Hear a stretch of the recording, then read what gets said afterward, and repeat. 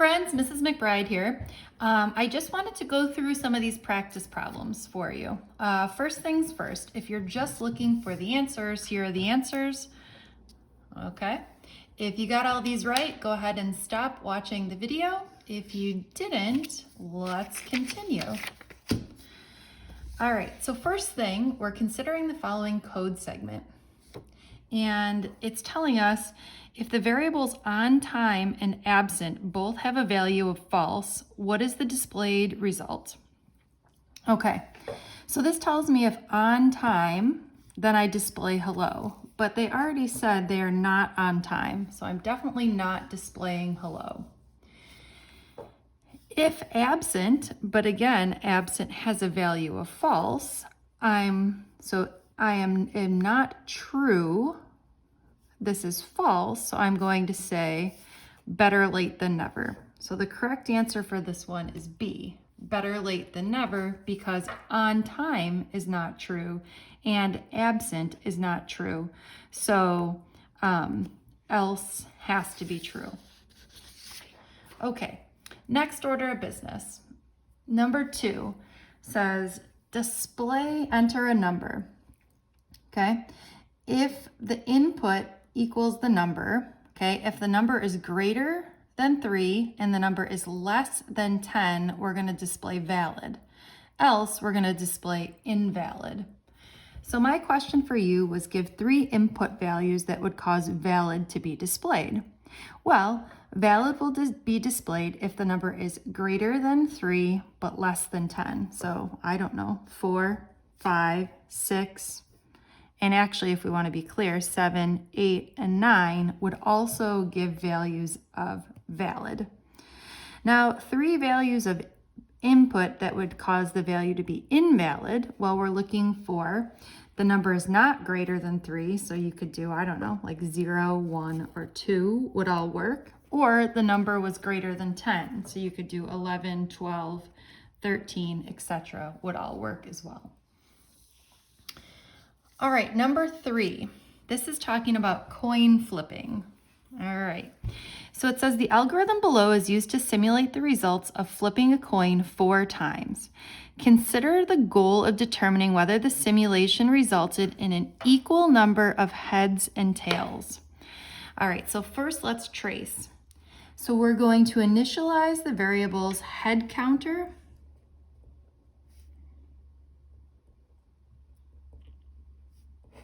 and flip counter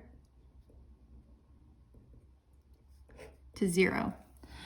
We're going to set a variable coin flip is randomly assigned a value of either 0 or 1. If coin flip has a value of 0,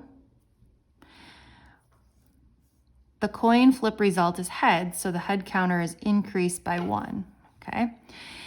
Increment the value of flip counter by 1. So if I increase my flip counter, then it's going to assign a random number and so on. Okay, so what's happening here? So if it says following the execution of this algorithm, and we're going to do this 4 times, which of the following expressions indicates the simulation resulted in an equal number of heads and tails? Well, if coin flip equals 1, that just tells us that it's picked tails for this particular flip. And that doesn't tell us that we're equal to 1. If the flip counter is equal to 1, this just tells us that we have flipped once.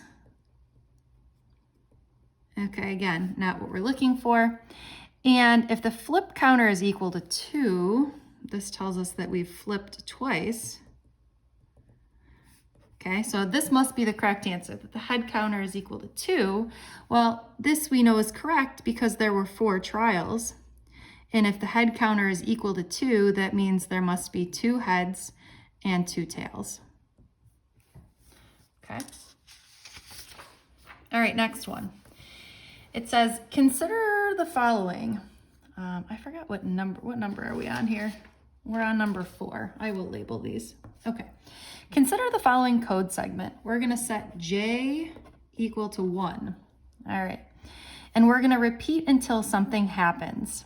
and it's telling us that we're going to take j plus 2 and make this the value of j. It says, which of the following replacements for missing condition will result in an infinite loop? All right, well, what could happen here? If we take and add 2, j could be 3.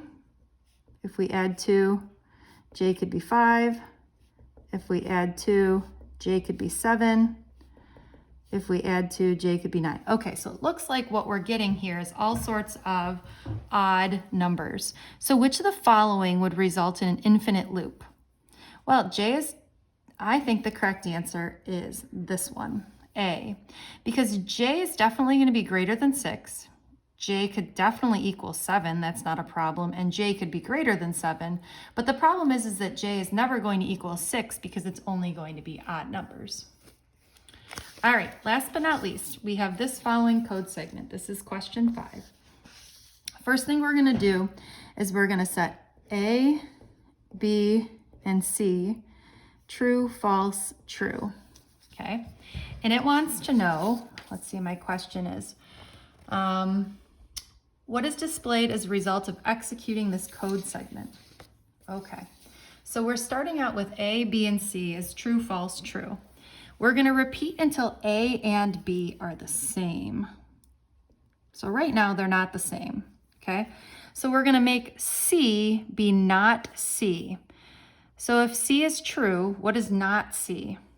Well, that would be false, okay? So C is now false. And we're going to set C to B. Okay, so B is now false also, and A is true, okay? A and B are not the same, so what we have to do is run this again. Okay, so we're going to set C to not C. We're going to set C to B. Are A and B the same? Yes. So what this program is going to tell us is true, true, true, or choice D. All right, hope that made sense.